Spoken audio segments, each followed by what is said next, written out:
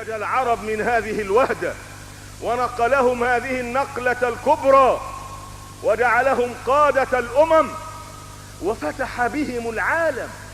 إنه الإسلام الذي أشعرهم بكيانهم وبوجودهم وجعل لهم دعوة يخاطبون بها الناس، كما عبر عن ذلك ربعي بن عامر حينما لقي رستم قائد جيوش الفرس وسأله رستم: من أنتم وما الذي أخرجكم من بلادكم؟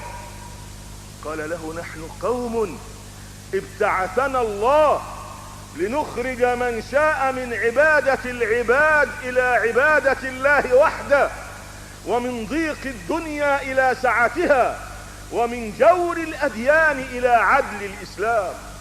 لخص فلسفة الإسلام، لخص الأهداف الكلية الكبرى للإسلام في هذه الكلمات.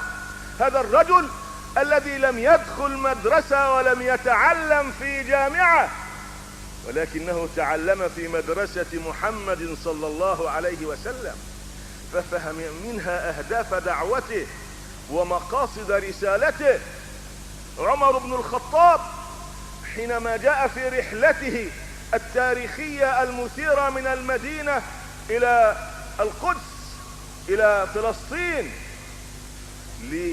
ليتسلم مفاتيح القدس كما قال بطريقها الأكبر، في الطريق قابلته مخاضة فنزل وشمر عن ثيابه وخلع نعليه وخاض هذه المخاضة أمام الجنود وأمام الناس، وقال له أبو عبيدة: يا أمير المؤمنين ليتك لم تفعل هذا، يعني نحن في بلاد تؤمن بالمظاهر وبهذه الأشياء، ما كنا نحب إنك تنزل كده فقال له: لو غيرك قالها يا أبا عبيدة، لو غيرك قالها يا أبا عبيدة، نحن كنا أذل قوم فأعزنا الله بالإسلام، فمهما نلتمس العزة بغيره أذلنا الله.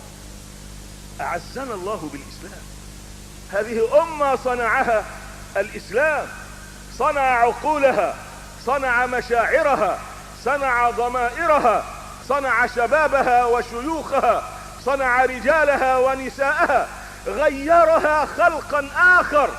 حينما مستها نفحة الإسلام، حينما خالطت قلوبها بشاشة الإيمان، أصبحوا أناسا جددا.